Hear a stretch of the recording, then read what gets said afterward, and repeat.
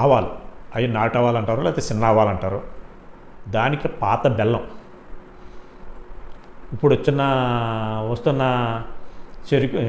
చెరుకు బెల్లమైనా పర్వాలేదు, పాత బెల్లమైనా పర్వాలేదు. ఈ 100 గ్రాముల ఆవాలకి 100 గ్రాములు బెల్లం వేసి, లేదు బెల్లం ఇంకా తక్కువ కూడా వేయచ్చు, ఇంక ఎక్కువ వేయద్దు.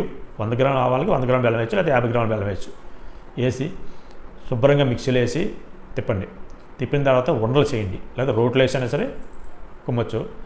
ఉండలు చేయండి. ఆ ఉండలు రేగిపండు సైజు, కుంకుడు గింజ సైజు, ఈ 2 సైజుల్లోనే ఏదో ఒక సైజు, కుంకుడు గింజ సైజు కానీ రేగిపండు సైజు కానీ, ఈ 2 సైజుల్లో ఏదో ఒక సైజు చిన్న చిన్న ఉండల కింద చుట్టుకుని రోజు ఒక ఉండ, బాబు అయినా సరే పాప అయినా సరే ఎవరైనా సరే పక్క తడుపుతున్న వాళ్ళకి ఎంత వయసు అయినా సరే వారికి ఒక వండ చొప్పున పొద్దున్నో సాయంకాలం ఏదో ఒక పూట ఒక వండ చొప్పున వాళ్ళకి తినమని ఇవ్వండి.